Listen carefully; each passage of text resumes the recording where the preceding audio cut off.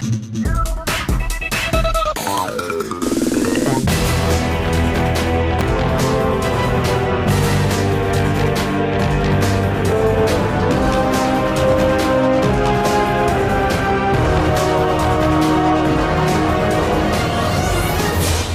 up YouTube, Dal here from Zephyr War Games, and today I am bringing you Traptrix Kitchen Sink.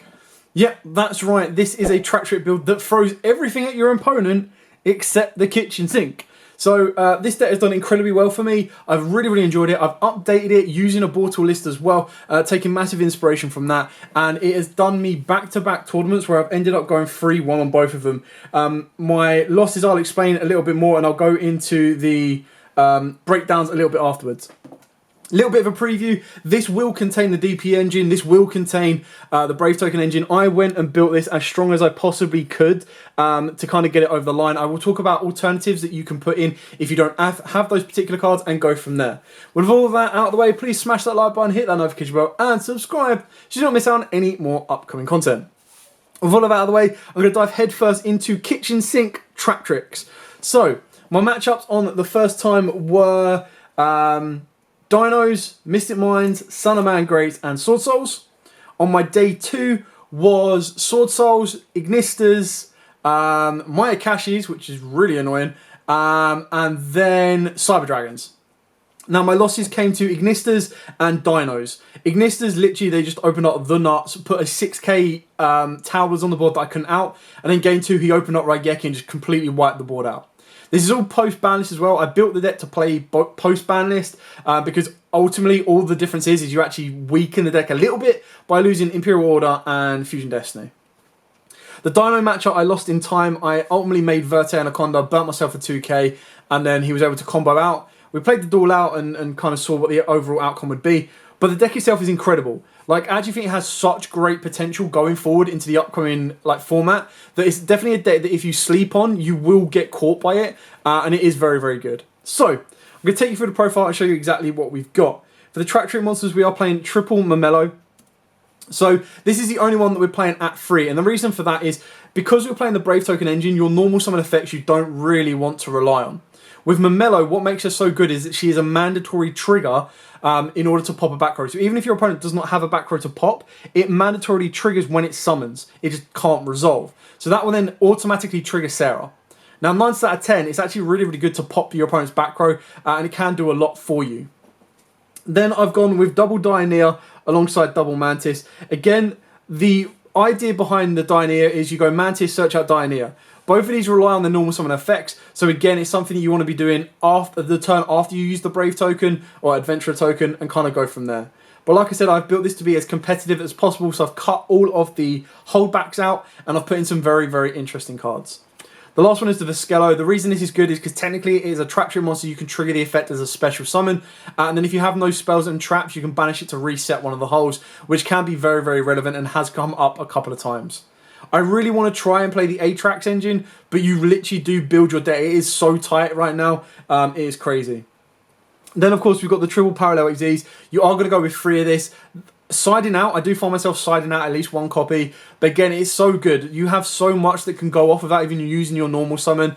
And what makes it so good is you're utilizing your, in theory, a 1 or maybe even a 2 card engine in the Traptrix that can then combo off with a 1 card parallel XYZ combo, and you've also got the Brave token or Adventurer token combo and Fusion Destiny.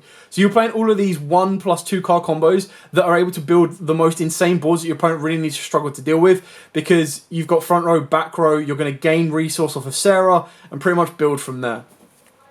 So that's it for like the main Traptrix monster engine that you would pretty much play in every different version of the deck that you see fit.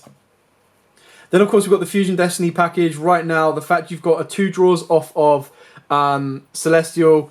I've never really used the summon of Dasher. It doesn't really matter. And then the 2 Fusion Destinies. Like, even if you use it through Verte or if you hard open it, you're in a good spot. Like, you're playing your Prosperity. And when you play Prosperity, you're basically saying, right, okay, well, I either need to find a Parallel XYZ to continue combos, the Trap Shade Brigandine to continue combos, or Fusion Destiny to give my opponent something to worry about, or the Brave Token Engine to protect everything going forward.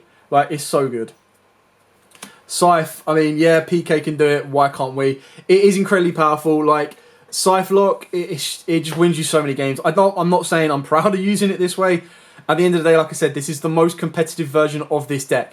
If you build this deck, if you know how to play it, it will win you so many more games than you can possibly imagine. Yes, it is costly, and obviously, again, if you want to compete at the highest level, you can't do it for free 9 times out of 10. The Brave Token engine, we've got 3 Water Enchantress, 1 Griffin Rider, double right, and now I only own 2 rights. I'm kind of okay with that right now. The 1 Draco back and the 1 Adventurer. Now, previous testing, I hated this card, absolutely hated it. But then on yesterday, it did me so much because I was up against a Mystic Mine player, so I was able to activate this, constantly keep bouncing the Mystic Mine until I was able to kind of build my board together. So it really did put in a lot of work for me. And then the Adventurer, I saw this so many times in my hand, it's like, bro, go away. But what makes this engine so good is ultimately with a Brave Token or an Adventurer Token, this is an extender. This is an Omni Negate. This baits out Ash, which then leads into this, which they can't really stop. And then you play this, which then baits out Ogre. It then baits out Ashes again.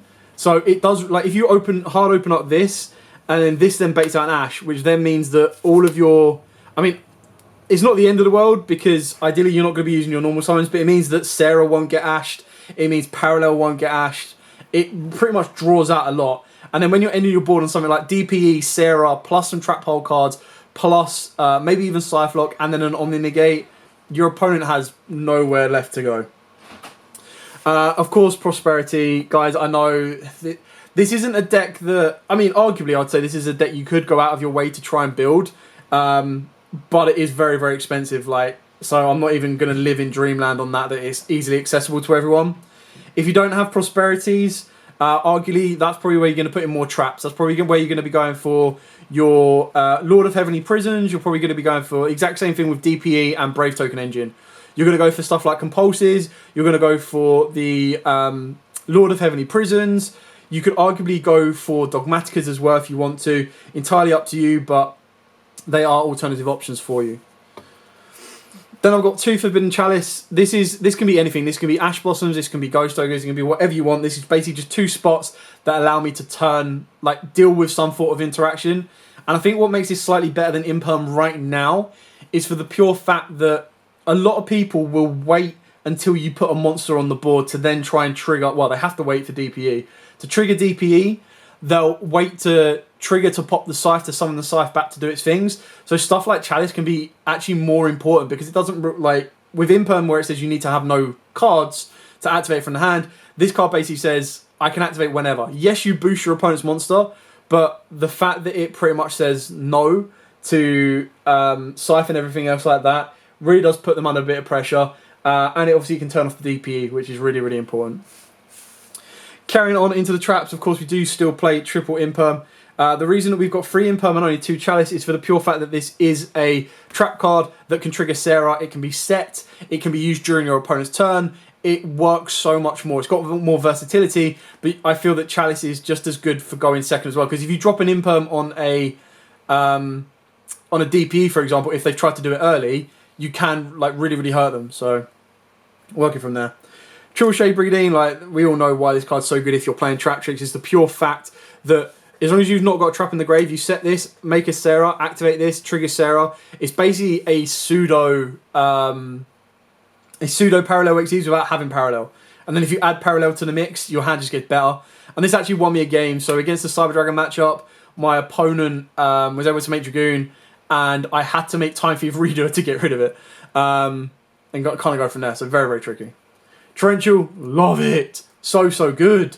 It can be very situational, and that's why it's a little bit risky that if your opponent already has a board built up, or if they've got something like Baron, then if they're forward thinking, they can pop it, and then you haven't really got a lot. But it's always nice leaving Sarah on the board and then triggering your own Torrential. So like against the Mystic Mind player, I had to activate this to then Torrential my own board to then enable me to activate Lightning Storm to blow everything out. So Torrential actually puts in a lot of work, believe it or not. And then for the Trap Hole cards, got 2 Gravediggers, 1 Floodgate, and hello, old school, 1 Bottomless. Now, I actually put this in because I was playing a lot of Master Duel and I put Bottomless in there. But ultimately, I was kind of figuring, I was like, this actually does so much. Like, against Link monsters, this sucks. Because you can't flip them face down. But this can banish it and get rid of it. The only issue is the majority of Link monsters that are actually effective in the game basically say, can't be destroyed, or if they are destroyed, trigger an effect. So it can be very situational. But what is quite nice about it is, like, pendulums are going to be coming back post-ban list as well. A bottomless of all their pendulums is great. So is floodgate. So I kind of cut a floodgate for a bottomless just to give me a bit more variety. Because otherwise you're like, okay, well, if this is a floodgate, it's okay. I've got two forms of trap holes to play. Whereas with this, A, not a lot of people are expecting it. And B, it opens up your options. Because it's like, if I don't want to book a moon something that I have to try and deal with later on, I can bottomless it and get rid of it completely. So, yeah, love this deck. I've had a lot of fun with it prior to all of this. The Brave tokens I was skeptical on. I was like, I don't really know if I want to put it in here. But it just works so well for me that I have to kind of like show you guys as well. For the extra deck, very basic on this one. Double Sarah. We've ended up cutting one because you don't actually rely on leaving Sarah on the board as much now, which is a big disappointment that it is not as Traptrix censored. But what I love about this is the fact that it's unaffected by trap effects. So, Torrential, great.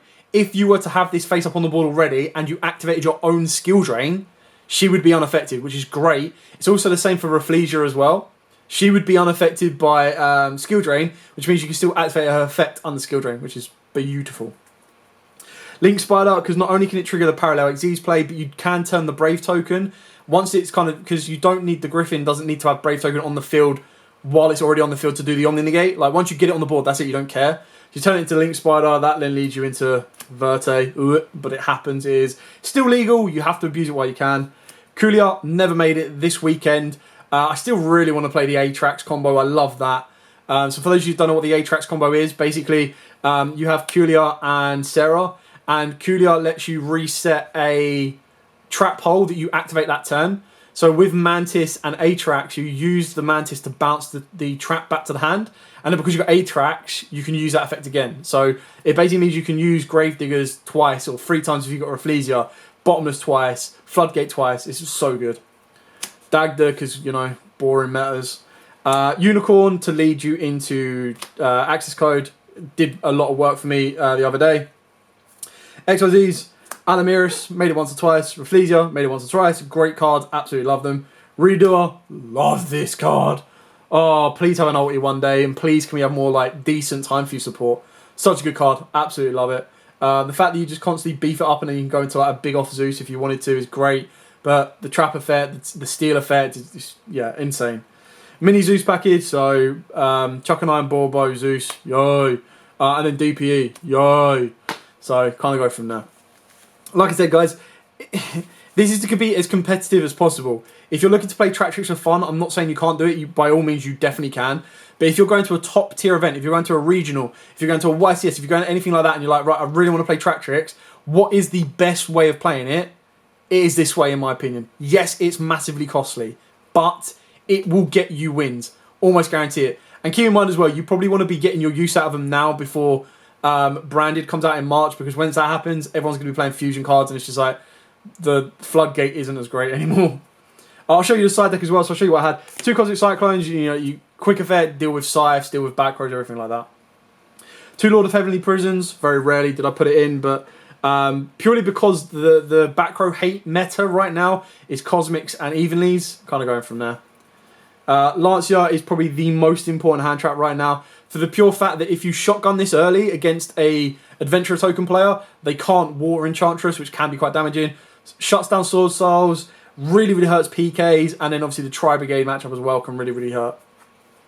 Also, if you're worried about getting even lead, Lancia is the biggest brain play ever. So like, if you're up against a Sword Soul, you're up against a Tri-Brigade player, you know they're going to be putting in evenly matched. Like 9 out of 10 they're going to be putting this. You're going to be putting in Lancia anyway. So if your opponent goes battle phase, and you go, yeah, cool. The only thing they could possibly try to bait you out of is in the battle phase, try and gamma you. And it's like, all right, well, if you really want to do that, you lose your battle phase anyway. So, to Nibiru, because people will get greedy in combos, and they will do it without setting up in the gate. Now, obviously, at the highest competitive levels, the chances are they're probably going to have a Brave token. But the best thing about that is you let them build their board up to a point where they're about to put a second Omni Negate on the board. You hit them with Nibiru, it means they have to put the Griffin back into the deck, so they already lose an Omni Negate.